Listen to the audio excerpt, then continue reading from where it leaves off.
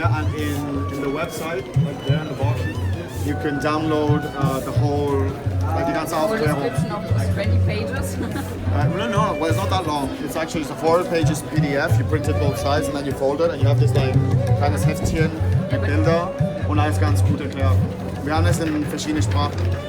Like it's in English, German, if you want.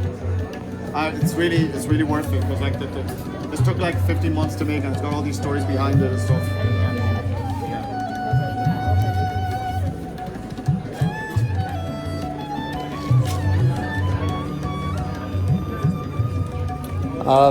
So what's your name? Yeah, my name is Carles. Like I don't have a car, Carles. Yes. Yeah, I'm from Mallorca. And my art name is Carles Carles g.o'd, because my surnames, that's how you do the acronym of my surnames. And yeah. And you're from Mallorca, you live there now? Yeah, I spent a long time away and then I came back 5 years ago, kind of like wanting to bring back all these things I learned and start a bit of an alternate, like underground graphic scene there too. Okay. So I started a festival there, I did this project there. Like. What's your festival? Tropicana Dreams. Thank you. Tropicana Dreams is the name. We've done 2 editions so far. Cool. Ja, dieses schon gehört. Dieses geht Tourismus in Mallorca. Ja, ich hab's schon gelesen. Ein spezielles Viertel. Ja, Magaluf. Es ist wie Ballermann, aber auf Englisch. Ach, cool. Danke dir. Ja. Fun.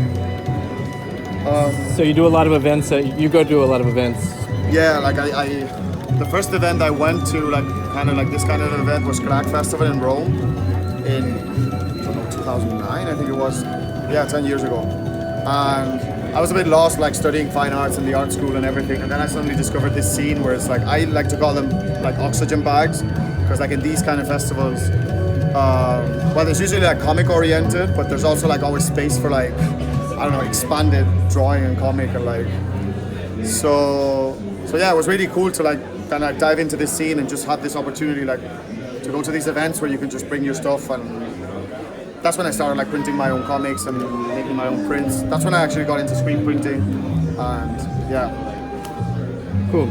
And can you say something about like interacting with fans or? Okay, I mean, yeah, what's really cool about this scene is like the direct interaction we have with the people. Like the way I can talk to people when they come and stuff. It's like a very special way of like talking about your art and promoting it.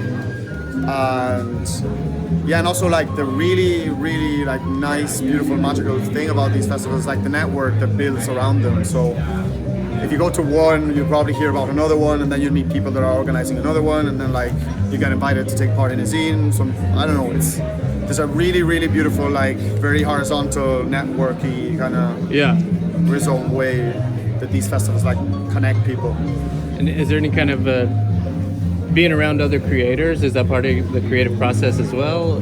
Well, of course. I mean, yeah, like of course, it's the people you can talk about things. Like you can talk with the folks you meet in these places. You can talk about things you can't talk about with other people that are not into this.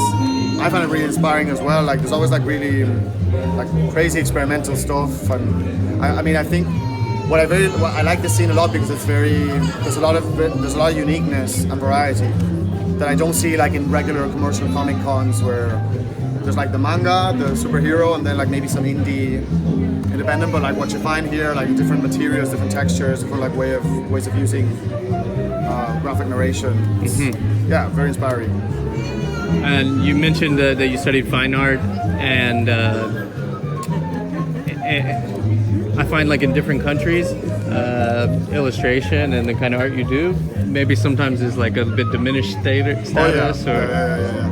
Like that's always been the huge problem. I never knew if I should do illustration or fine arts, and I did fine arts because then I could get a grant and leave the island of Mallorca. That was my main goal when I was 18, to go to a big city. And yeah, I don't know. There's always been this stigma in the art schools that like illustration and like printed matter and like comic style stuff isn't like highbrow enough or something. But yeah, as I said, like these kind of festivals, I really enjoy because like I don't have to be justifying if what I do is comic or what I do is illustration or what I do is printmaking. It's just like it's a bit of it's just what it is. Like, why do we have to like be so specific about how we like categorize it? That's great. Yeah. Is it any part of your process, because in a picture, okay, like the world is divided up in language borders, you know, but in a picture not. Is this part of your Oh yeah. Okay. Like these storytelling graphic projects, they're kind of like one of the most like characteristic things that I do right now, and they kind of like they aim to explain things without using words, because like drawing is a universal language. So yeah, there's so much you can say without like and also words are like reductive. They're like language is always written language has this like you know, they say this thing of like, this is what you have in your head, this is what the amount of stuff you can actually get expressed with words, and this is what people are going to understand. So I guess that like drawing just flips that over, and like, I don't know, it's different. It's just raw to the idea. It's just the idea. Yeah, and of course like drawing has all these interpretations and stuff. Like the way these projects I've been doing, they use drawing as a base to do oral storytelling. So like these drawings are an excuse for like having like oral interaction.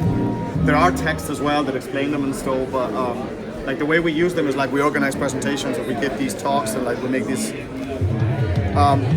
like this way of communicating. Only drawing really can actually make it work for me. Also, a very interesting thing about drawing, or the way I use drawing in these posters, is that drawing allows you to present information without following a timeline, without having a beginning and an end. So everything can be like all this rhizome of like concepts, and you can actually like go from one concept to the other. It's just different. It adds up to the 1,000 ways like people can communicate. Oh, hi. This is Tyson. Yeah. Cool. Das ist ein Teil von da, aber ein bisschen so wie geändert. And just one last thing. Walking around the room, you get a lot of love for the ink on the paper. Yeah. And do you have any thoughts about other mediums like webcomics and stuff, where you don't hold it in your hand as much? Or yeah, the whole thing of the webcomics.